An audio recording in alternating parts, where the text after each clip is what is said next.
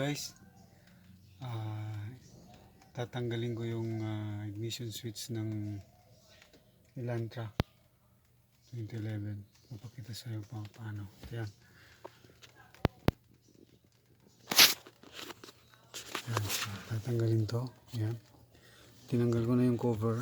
Yan. Tanggal na. So ito yung ignition switch niya.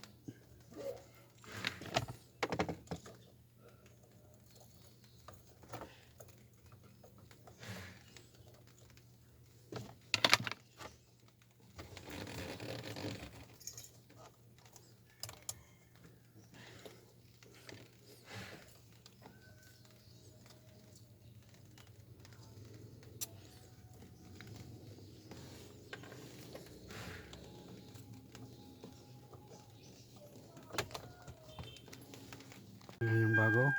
Tanggal ko na.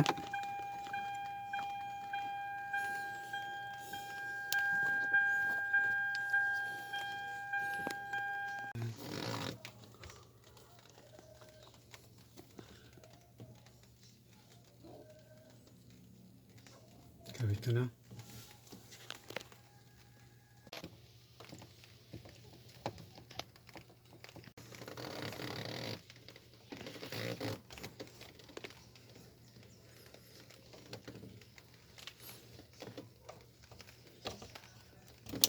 Okay. So, testingin natin. Ayaw kasi mag-start to. Hard starting. Kaya nagpalit ako ng ignition switch. Recondition na lang to. Pero yun, brand new na yun. Original. Okay. Nabon. Testing.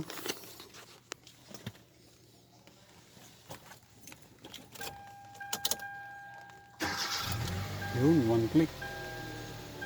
So, dati, hard starting siya. So, ngayon, okay na.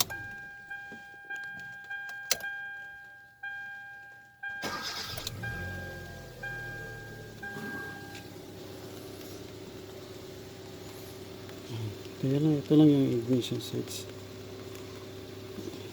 Okay.